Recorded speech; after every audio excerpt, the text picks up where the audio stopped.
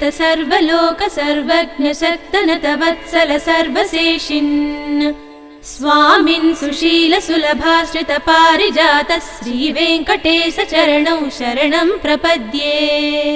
श्रीमन् कृपाजलनिधे कृत सर्वलोक सर्वज्ञ शक्तनतवत्सल सर्वशेषिन् स्वामिन् सुशील सुलभाश्रित पारिजात श्रीवेङ्कटेश चरणौ शरणं प्रपद्ये।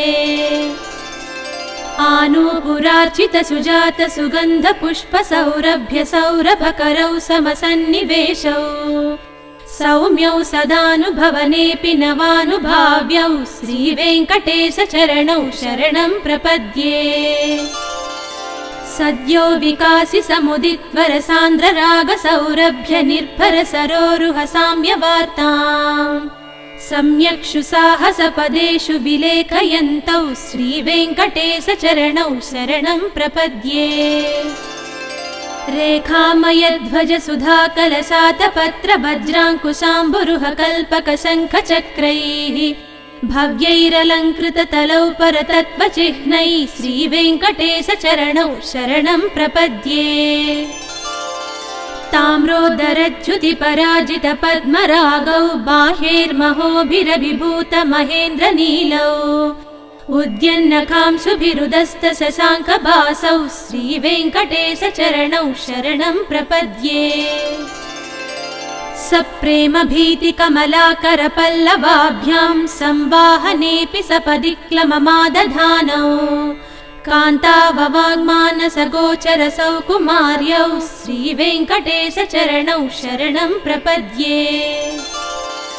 लक्ष्मी मही तदनुरूप निजानुभाव नीलादि दिव्य महिषीकर पल्लवानाम् आरुण्य संक्रमणतः किल सान्द्र रागौ श्रीवेङ्कटेश चरणौ शरणं प्रपद्ये।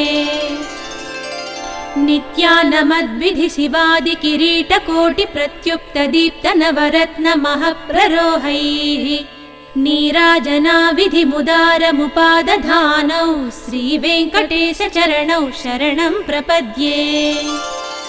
विष्णोः पदे परम इत्युदित प्रशंसौ यौ मध्ववुत्स इति भोग्यतयाप्युपात्तौ भूयस्तथेति तव पाणितल प्रदिष्टौ श्रीवेङ्कटेश चरणौ शरणं प्रपद्ये।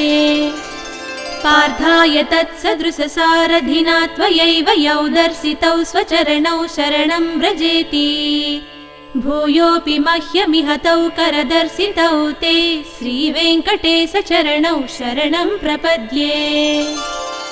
मन्मूर्ध्निकाळियफणे विकटाटवीषु श्रीवेङ्कटाद्रिशिखरे शिरसि श्रुतीनाम् चित्तेऽप्यनन्य मनसां सममाहितौ ते श्रीवेङ्कटेश चरणौ शरणं प्रपद्ये।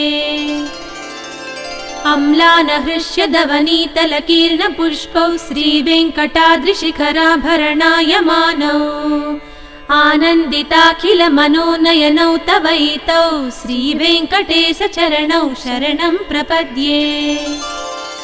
प्रायः प्रपन्न जनता प्रथमावगाह्यौ मातुस्थनाविवसिसौरमृतायमानौ प्राप्तौ परस्पर तुलामतुलान्तरौ ते श्रीवेङ्कटेश चरणौ शरणं प्रपद्ये।